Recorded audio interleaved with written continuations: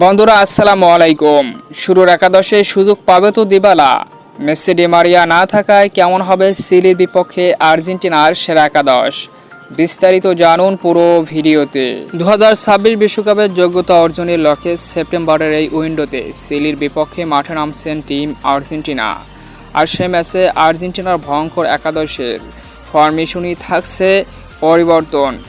Messi Di Maria না থাকায় আর্জেন্টিনার চিরসেনা 4-3-3 ফরমেশনের পরিবর্তে লিওনেল স্কলোনি 4-4-2 ফরমেশনে মাঠে নামবে চিলির বিপক্ষে, যেখানে গোলকিপার পজিশনে জায়গা করে নেবে অটো চয়েস হিসেবে Argentine goalkeeper Emiliano Martinez. Centre back পজিশনে কোপা আমেরিকার ফাইনালে সেন্টার ব্যাক ক্রিস্টিয়ানো রোমেরো এবং লিসান্দ্রো মার্টিনেস।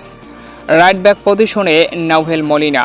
তবে লেফট ব্যাক পজিশন নিয়ে প্রশ্ন, সেখানে কি তরুণ ভ্যালেন্টিন বাকো সুযোগ পাবে, নাকি অভিজ্ঞ সেই মার্কুস আকুনিয়ার উপরই ভরসা রাখবে লিওনেল স্কলোনি? আমার মতে ভ্যালেন্টিন বাকো সুযোগ পেলে ভালো হবে। মিডফিল্ড পজিশন লিয়ান্দ্রো পেরাদেস এবং Enzo Fernandez. Right midfielder Rodrigo de Paul. Left midfielder Lo Celso. Forward position Lautaro Martinez এবং হুলিয়ান আলভারেস। এই দু স্ট্রাইকারকে খেলাবেন লিওনেল স্কলোনি তার এই 4-4-2 ফরমেশনে। তবে পরবর্তী টাইমে সাব হিসাবে কিছু সময় পাবে Paulo Dybala, Mac Allister, Nico Gonzalez, Alejandro গানাসোরা।